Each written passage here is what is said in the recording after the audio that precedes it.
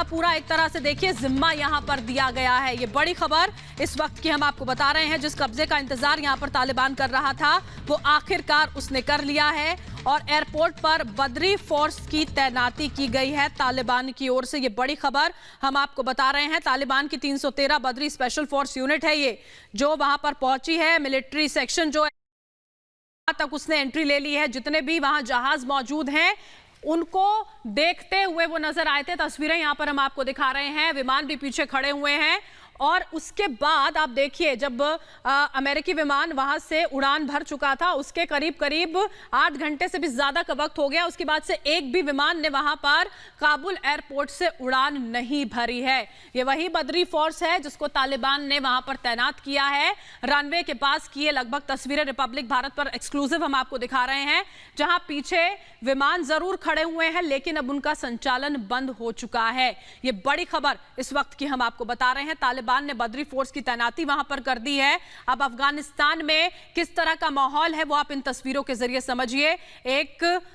ये एयरपोर्ट की तस्वीर है जहां पर तालिबानी आतंकियों का अब कब्जा हो गया है। वहां से उड़ानों का संचालन अब कैसे होगा, कौन करेगा, कौन नहीं करेगा, कौन वहां आ सकता है, जा सकता है, अब ये सारे के सारे फैसले ये बंदूकधारी आतंकी करने वाले हैं। तो आप समझ सकते हैं कि वहां के जो लोग हैं उनकी अभी फिलहाल किस तरह की स्थिति बनी हुई है। और देखिए अमेरिका की ओर से यह भी बताया गया है, भले ही वहां से विमान चले गए हों लेकिन अभी भी कुछ नागरिक वहां फंसे हैं। लेकिन जैसे ही अमेरिका का आखिरी विमान वहां से उड़ा तो वो तालिबानी आतंकी जो एयरपोर्ट के बाहर थे उन्होंने अंदर जाके एयरपोर्ट पर कब्जा कर लिया।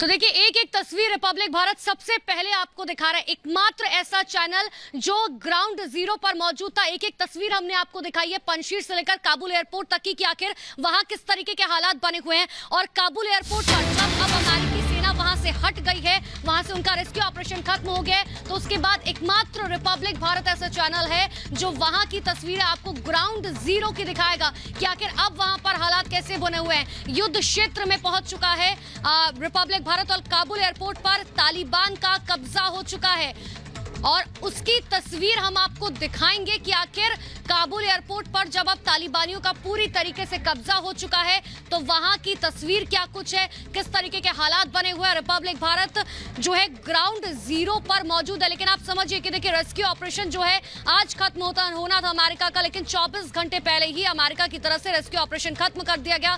कल देर रात 12:59 पर आखिरी फ्लाइट अमेरिका की उड़ी थी। दिखाते हैं आपको ग्राउंड जीरो से रिपब्लिक भारत की रिपोर्ट। 12 बजे यूएस का आखिरी सोल्जर्स काबुल से निकल गया। यूएस ने 20 साल पहले अफगानिस्तान में हमला किया और इन 20 सालों में हज़ारों लोग अफगानिस्तान में मरा। हज़ारों सोल्जर्स अफगान सोल्जर्स यहाँ पे मर गया है। हज़ारों इंटरनेशनल सोल्जर्स अफगानिस्तान की वार में मर गया है। कल रात जब यूएस काबुल से निकला, अभी देखा जाए तालिबान अफगानिस्तान में क्या कर सकते हैं।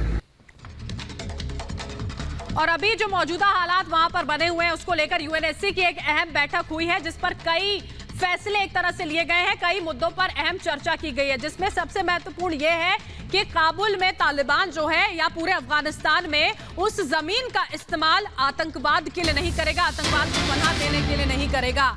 और भी बहुत महत्वपूर्ण बातें हैं जिनका जिक्र इस बैठक के जरिए किया गया है। ये बड़ी खबर इस वक्त की हम आपको बता रहे हैं। तालिबान अपने वादों को पूरा करे, ये यूएनएससी की ओर से कहा गया है।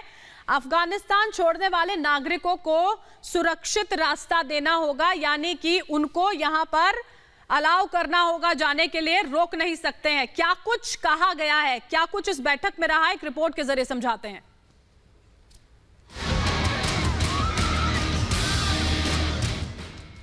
अफगानिस्तान में मौजूदा हालात पर सबसे बड़ी बैठक।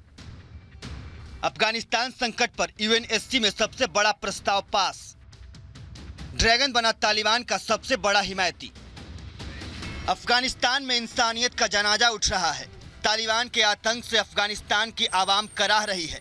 पिछले 15 दिनों से काबुल समेत कई इलाकों में कत्लेआम चल रहा है, लेकिन चीन है कि अपनी चालबाजी से बाज नहीं आ रहा है और एक बार फिर आतंकवाद को अंतर्राष्ट्रीय मंच पर सहारा देने का काम किया है।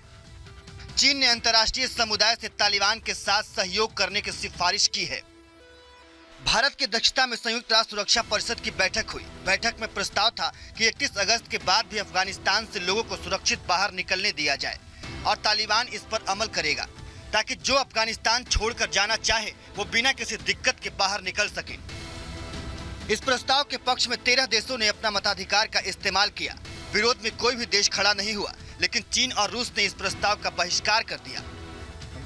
भारत ने यूएनएससी की बैठक में एक बार फिर से आतंकवाद का मुद्दा उठाया और इस बात पर जोर दिया कि अफगानिस्तान की जमीन का इस्तेमाल किसी भी देश के खिलाफ न हो और न ही अफगानिस्तान की धरती पर आतंकियों को शरण दिया जाए। Bureau report, Republic Bharat.